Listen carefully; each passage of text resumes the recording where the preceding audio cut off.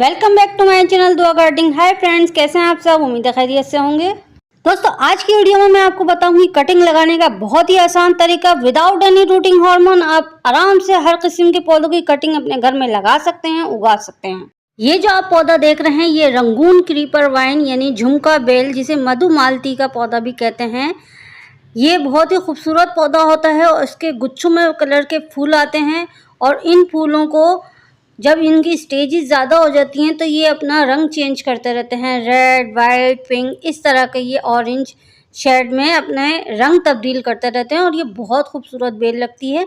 घर में बालकनी में लगाने के लिए एक बेहतरीन ऑप्शन है। अगर आपके घर में कम धूप भी आती है तब भी ये गमले में या ज़मीन में आराम से लग सकती है। सबसे पहली चीज़ ये है कि जब भी हम कोई पौधा काटते हैं कलम लगाने के लिए, कटिंग के लिए पौधे की कटिंग होती है, तो उस कटिंग को यानी कि उस कलम को, उस ब्रांच को हमने सूखने नहीं देना है। उसके अंदर का मॉइस्चर लेवल जो है हमने सूखने नहीं देना है। या तो आपने कटिंग काटी और उसको आप किसी भी एलोवेरा के पत्ते में खोस कर फिर आप अपने घर पे लाएं, या फिर आप उसको घर लाते ही थोड़ा सा पानी में डुबो कर रखें। एक डोंगे या एक बाल्टी पानी में आप थोड़ा सा उसको डुबो दें 1 घंटे 2 घंटे के लिए। और अगर उस पानी में आपके पास कुछ भी नहीं है तो हल्दी तो हर घर में होती है जो हम खाना पकाने में यूज़ करते हैं।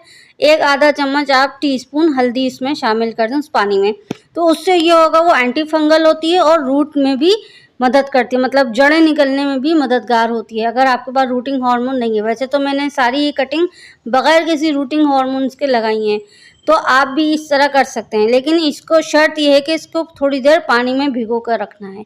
उस पानी में आप हल्दी डाल सकते हैं, घरेलू टोटका ये है। उस पानी में आप एलोवेरा का पत्ता काट के मसल के डाल सकते हैं, घोल सकते हैं उसमें। इसके अलावा उस पानी में आप लहसुन और प्याज के छिलके या लहसुन और प्याज का जो वो होता है, कचरा होता है, जब भी हम लहसुन प्याज इस्तेमाल करते हैं किचन में तो उसमें वेस्ट निकलता है कुछ, वो वेस्ट आप उस पानी में डाल सकते हैं किसी भी झाबी या छन्नी में करके, ताकि वो उसमें चिपके नहीं हमारी वाइन में। दूसरा पौधा मेरे पास है मधुकामनी का। ये पौधा बहुत ही खूबसूरत होता है, छोटे छोटे इसमें फूल आते हैं गुच्छे की शक्ल में और इतनी सुंदर इसकी खुशबू होती है, इतनी प्यारी इसकी खुशबू होती है, महक होती है कि आपका पूरा घर महक जाता है। तो ये एक पौधा भी अगर आपके पास हो घर में, बालकनी में या सीढ़ियों पे भी रख दें आप, तो भी आपके घर में एक एयर फ्रेशनर के तौर पर ये इस्तेमाल किया जा सकता है। इसमें देख सकते हैं आप गुच्छे की शक्ल में कलियां और फूल आते हैं और इसी में इसके सीड्स भी बनते हैं। आप इसको इसी से दोबारा भी उगा सकते हैं अपने ही घर में, कोई खर्चा करने की ज़रूरत नहीं है। Wow, it's rain. बारिश में तो पौधे बहुत ही खुश हो जाते हैं, लेकिन इस बारिश में बहुत से पौधे ऐसे होते हैं जो कमज़ोर होते हैं या बहुत लंबे चले जाते हैं, उनका तना मोटा नहीं होता तो वो एक तरफ झुक के गिर भी जाते हैं। तो बारिश में हमें ये ख्याल रखना है, जो पौधे कमज़ोर हैं उनको किसी भी लकड़ी के सहारे उनको खड़ा रखना है ताकि वो टूट के गिरे नहीं और मर ना जाएं। इसके अलावा जब बारिश ख़त्म हो जाए तब अपने सभी पौधों के गमलों के ऊपर जो पानी खड़ा हो जाता है वो आप निकाल कर एक जगह जमा कर लें, एक बाल्टी में, कंटेनर में। और फिर जब उसकी मिट्टी नीचे बैठ जाए तह में, तब आप उस पानी को निथार के किसी भी बोतल में बंद करके रख देंगे। वो बारिश के पानी में बहुत जल्दी मच्छर वगैरह, बैक्टीरिया वगैरह पनपते हैं, तो इस बात का ख़ास ख्याल रखें कि बारिश के पानी को जमा करते वक्त उसका ढक्कन ढक के रखें, उसको कैप के अंदर बंद करके रखें, उसको खुला नहीं रखें, क्योंकि डेंगू वायरस और ये जितने भी वायरस होते हैं पानी के ही ज़रिए होते हैं। यहाँ कुछ कटिंग एरेंथमम की भी लगाई है। ये मम्स फैमिली से पौधा होता है और बहुत जल्दी ग्रो होता है। गाइस, बहुत से ऐसे पौधे होते हैं जिसको आप पानी में भी लगा सकते हैं तो वो बहुत जल्दी सर्वाइव करते हैं। उनकी पहचान ये है कि जिन पौधों में एरियल रूट्स निकलती हैं, यानी कि ऐसी रूट्स जो कि हवा से खुराक लेके और पौधे को देती हैं, पौधा बढ़ता फलता फूलता है। जैसे मनी प्लांट में आप देख सकते हैं हर नोड एरिया के साथ एक एरियल रूट्स होती है जो हवा की जड़ होती है, समझ लें। तो इस तरह बहुत सारे ऐसे पौधे हैं, आप नर्सरी जाके उनसे पूछ सकते हैं। आपके इलाके में जो भी पौधे सर्वाइव करते हैं, जो ज़िंदा रहते हैं, वही आपके इलाके में नर्सरी में मिल सकते हैं। आप नर्सरी जाके विजिट करें और उनसे पूछ लेंगे भाई ऐसे पौधे बताएं जिनमें एरियल रूट्स होती है, जैसे मनी प्लांट। वो इस तरह के आपको 6, 7, 8, 10 पौधे बता देंगे। तो उसमें से जो आपको अपने घर के लिए सुइटेबल लगे वो पौधे आप खरीद के ला सकते हैं और लगा सकते हैं। दोस्तों बहुत से पौधे कटिंग्स के जरिए उगते हैं और बहुत से पौधे बेबी पप्स के जरिए से उगते हैं और रनर के जरिए से भी उगते हैं। तो यहाँ पे आप देख सकते हैं ये सॉन्ग ऑफ इंडिया के 2 बेबी पप्स हैं जो मदर प्लांट से मैंने अलग कर लिए हैं। अभी इनमें रूट्स डेवलप नहीं हुई हैं, थोड़ी सी और रूट्स अगर इनमें डेवलप हो जाती हैं और फिर मैं इनको लेती तो ज़्यादा ये जल्दी कामयाब होते हैं, लेकिन ये भी कामयाब हो जाते हैं। मैंने पहले भी लगाए हैं इनके पप्स वगैरह अलग करके। तो ये बहुत ही इजी टू ग्रो पौधा है, ये आप अपने घर ले आएँ एक दफ़ा, अच्छा घना पौधा। और बरसात के दिनों में या बाहर के दिनों में आप इसकी कटिंग काट कर दूसरे गमलों में भी लगा सकते हैं। एक पौधे से कई पौधे बना सकते हैं। सॉन्ग ऑफ इंडिया के बेबी पप्स को आप थोड़ा सा मिट्टी के अंदर दबाएं, ज़्यादा ना दबाएं, यानी कि इसके पत्ते मिट्टी की सतह से ऊपर ही रहें, मिट्टी की सतह पे टच भी ना हो, क्योंकि अगर जो पौधे पत्ते मिट्टी की सतह पे टच होंगे वो गल सड़ जाएंगे और उससे पौधे में फंगस पैदा हो सकता है। दोस्तों ये एक पौधा है जिसे हिबिस्कस कहते हैं, हमारी ज़बान में इसको उर्दू में गुले लाला कहते हैं। इसमें रेड कलर का फूल आता है, बहुत ही खूबसूरत होता है। अब इसकी बहुत सारी वैरायटीज हो गई हैं और बहुत कलर में आता है, छोटे बड़े जंबो हिबिस्कस भी आते हैं, बहुत बड़े बड़े हिबिस्कस भी आने लगे हैं फ्लावर। तो अब हमने ये करना है, इसके साथ मसला ये था कि इसकी मिट्टी में जो है ना पानी बहुत ज़्यादा होल्ड हो रहा था, इसकी मिट्टी चिकनी थी जब ये नर्सरी से आया था। तो अब मैंने इसको बालू मिट्टी में ट्रांसफ़र किया है। अब देखते हैं इसका रिज़ल्ट क्या होता है। इसी वीडियो में आपको साथ रिज़ल्ट भी इसका शेयर करूँगी मैं इंशाल्लाह।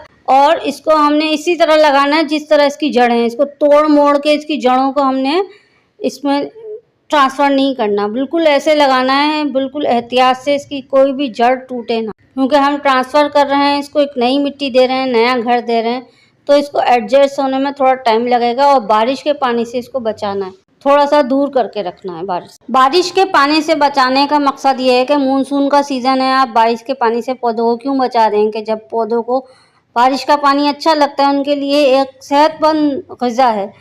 तो यहाँ पर ये पौधा वैसे ही स्ट्रेस में आ चुका था ओवर वाटरिंग के, तो अब हमने इसको जब ट्रांसफ़र किया है, एक सही मिट्टी में रखा है इसको, तो फर्स्ट टाइम अगर आपके पास बारिश का पानी इकट्ठा है तो आप इसमें डाल सकते हैं। इसके बाद जब तक इसकी मिट्टी खुश्क ना हो जाए तब तक आप इसको किसी किस्म का पानी, खाद कुछ भी नहीं देना है। इसको ऐसी जगह रखना है सिर्फ बारिश की थोड़ी सी फुहार इसके ऊपर आ जाए, डायरेक्ट बारिश का पानी पे टप टप टप टप करके ना पड़े और ये पूरा गमला बारिश के पानी में भीग जाए और पानी इसमें खड़ा हो जाए, ऐसा बिल्कुल नहीं करना है।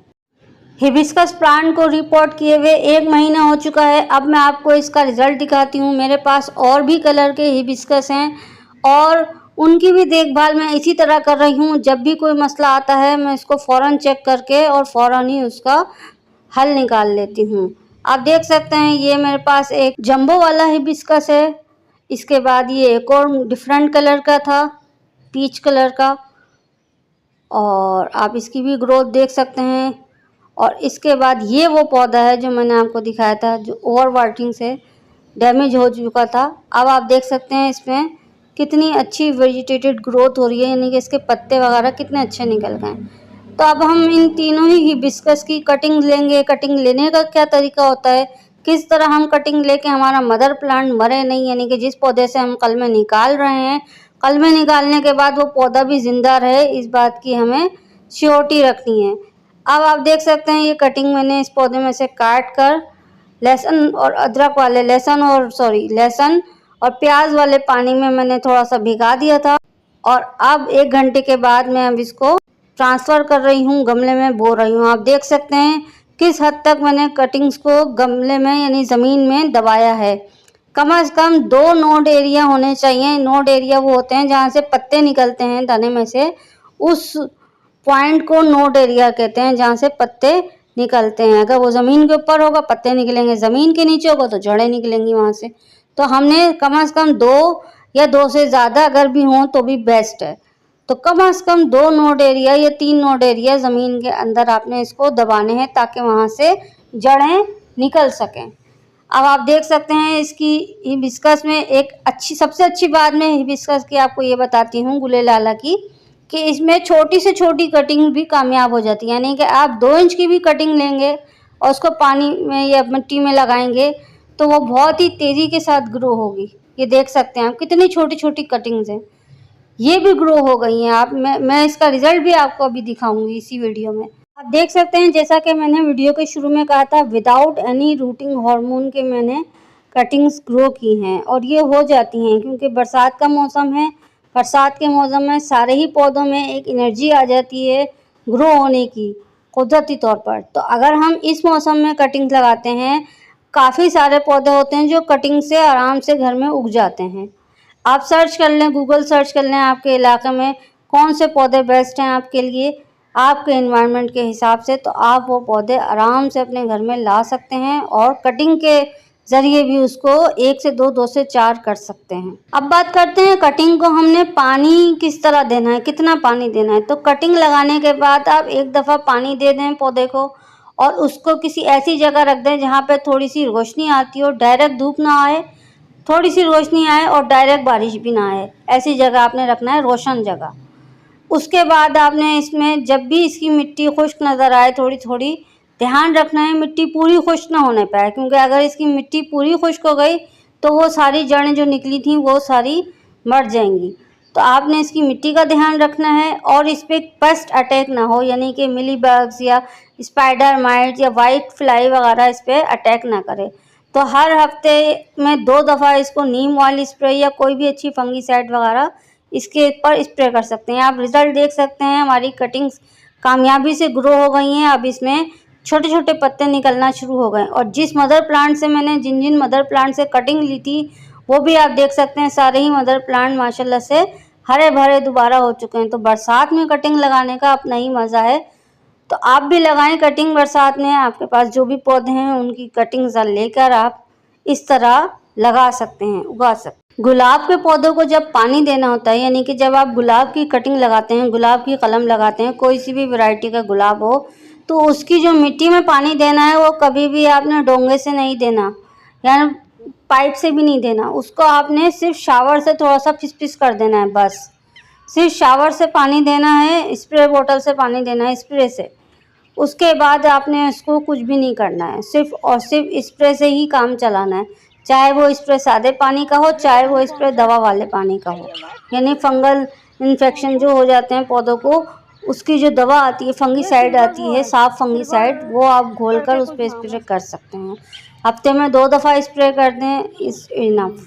अब बात करते हैं कि कटिंग हमने कितनी लंबी यानी कितनी बड़ी लेनी है और कितनी मोटी लेनी है।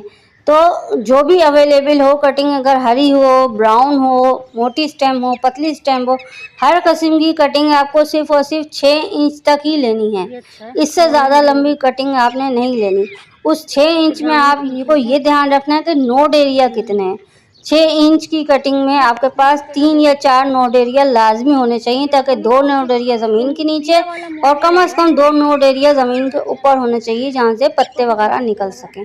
इसके अलावा कुछ पौधे ऐसे होते हैं जिनके छोटी से छोटी कटिंग भी लग सकती है, जिस तरह का मोस रोज़ होता है, मोस रोज़ 9 o'clock का पौधा होता है, उसकी छोटी से छोटी कटिंग भी आप लेकर लगा सकते हैं, 1 इंच की, 1.5 इंच की, तो वो भी कामयाब हो जाता है, क्योंकि वो एक रेगिस्तानी पौधा होता है, उसमें जड़ें निकलने की सलाहियत बहुत ज़्यादा होती है। इसके अलावा यहाँ पर मैं आपको बताऊँ कि जो पौधे होते हैं जिनकी ऑलरेडी जड़ें होती हैं, यानी कि जैसे मनी प्लांट की जितनी भी वैरायटीज़ हैं, ये सब जितनी भी हैं मनी प्लांट की पोथोस, जितनी भी किस्म के पोथोस हैं। इसके अलावा भी ऐसे भी पौधे हैं जिनकी एरियल रूट्स होती हैं, जैसे टर्टल वाइन, इस तरह के जितने भी पौधे हैं उनको भी आप बहुत ही आसानी से कटिंग के साथ लगा सकते हैं, क्योंकि एरियल रूट्स आप उसको ज़मीन में दबा दें और वहीं से वो पौधा एक अपना अलग पौधा बन जाएगा। तो इस तरह एक पौधे से हज़ारों पौधे भी बना सकते हैं जिनमें एरियल रूट्स होती हैं स्पेशली। इसके अलावा घर के काम की चीज़ें हैं, यानी कि पुदीने की भी कटिंग आप लगा सकते हैं। घर में लाई गई गड्डी से पुदीने के पौधे किस तरह तैयार कर सकते हैं, उसकी मेरे पास एक कंप्लीट वीडियोस बनी हुई हैं। पानी में किस तरह ग्रो होता है, मिट्टी में किस तरह ग्रो होता है, आप जाके वो देख सकते हैं। डिस्क्रिप्शन में मैं लिंक दे दूँगी उसका वीडियो का। तो आप इस तरह भी कटिंग, ये देखें ये मोस रोज़ है, आप इसकी 2 इंच की भी कटिंग लगाएंगे आराम से लग जाएगी।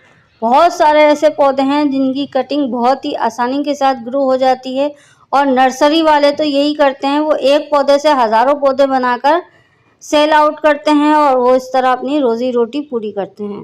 कटिंग लगाते वक्त इस बात का खास ख्याल रखें कि कटिंग जो है हमेशा छोटे से छोटे बर्तन में, छोटे से छोटी जगह पर लगाएं, जहां पानी की जो मॉइस्चर लेवल है वो कम हो और जल्दी पानी खुश्क हो तो आप उसमें डाल दें पानी, लेकिन ज़्यादा पानी होल्ड ना रखें।